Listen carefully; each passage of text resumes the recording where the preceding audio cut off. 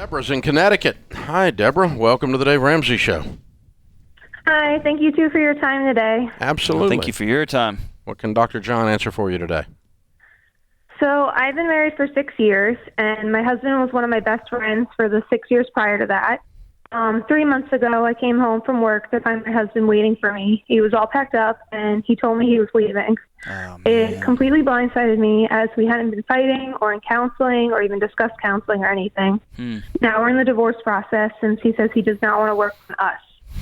So now I'm grieving over the loss of my relationship and the life I thought we were going to have, and I'm just trying to figure out where I go from here. That sucks. I'm so sorry. Thank you. Because you lost history, right? You lost a decade plus a best friend plus the decades ahead. You said that well. Mm-hmm. I'm heartbroken for you. Thank you. How long ago did he leave? It was 3 months ago. It was the 17th of February, because we had just gone back from our 6-year anniversary weekend away. Just packed up and took off, huh? Yeah, he was off for President's Day, and I had to go to work. When I came home, he was just waiting to tell me he was leaving. So, a couple of things. You used the word grief, and that's a word that's been rattling around in my head recently. I even went and got a couple of books on it and talked to a couple of colleagues who are experts on grief. And I think that's something that's in the water, in the air, that we're all wrestling with right now. I also think as a collective culture, we are terrible at grieving. You get a couple of days off of work, or your buddies, have your friends already told you to start saying, like, well, are you going to start, have they started giving you dumb advice yet? Oh, yeah, absolutely. Man. So I want to give you permission for a few things, and then I want to hear what Grandpa Dave has to say. Nothing. His may involve a shotgun more than mine does, but number one, there is no right way to grieve. Everybody does it differently. And so you're going to get stupid advice that's going to be coming from people's hearts, going to be trying to help, and it's going to be more hurtful than if they had just said nothing.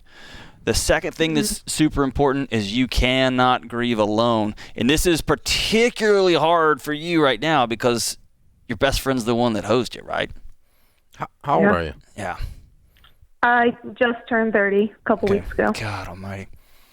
So you're going to have to do the hard thing and reach out to other friends and be vulnerable again. Okay.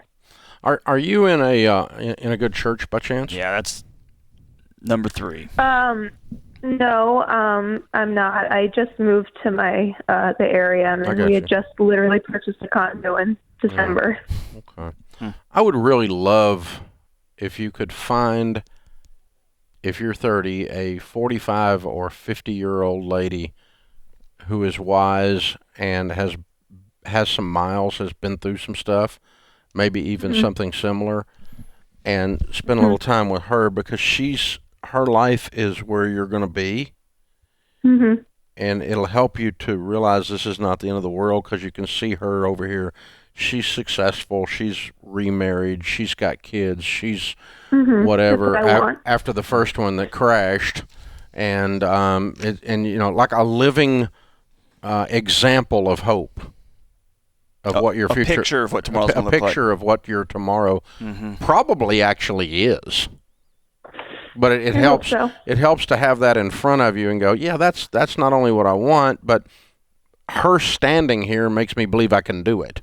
That kind of a thing. I just love for you to find that person. That's why I ask you about church, not to shame you about church, but just to say, if there was a cool lady at the church, even if you didn't know her that well, if you just saw her across the room and you thought, man, I always thought she's kind of got it put together. I want to talk to her and call her and ask her if you could just have a cup of coffee and go, I need a lady a decade or two ahead of me here that can show me that I'm going to live through this, and that this is, when I look back on this in 10 years, it's not going to feel like it feels today. It's going to feel healed, and there'll always be some sadness about it. Always. Looking back, but it's not going to ruin your life. It'll be a scar. It won't be bleeding anymore, though. Yeah. Right? Yeah. It doesn't ruin your life. And so something like that.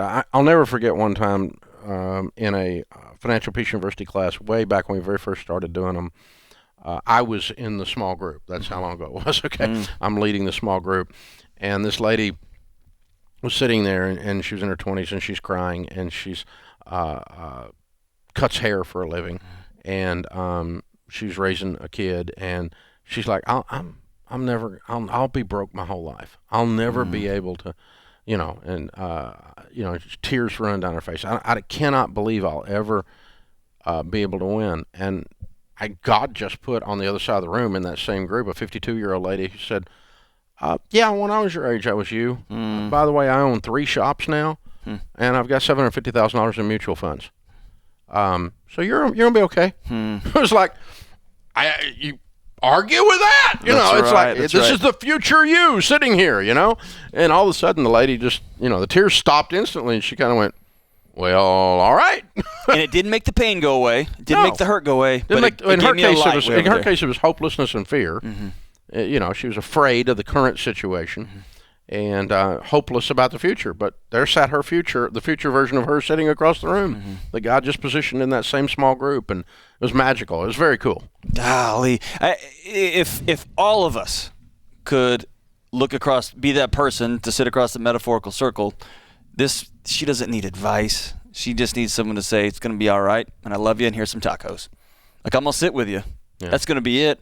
And I want to, at some point, there will be meaning to make out of this. She will grow, and we try to rush that process. This is going to hurt, and it's going to hurt for a long time.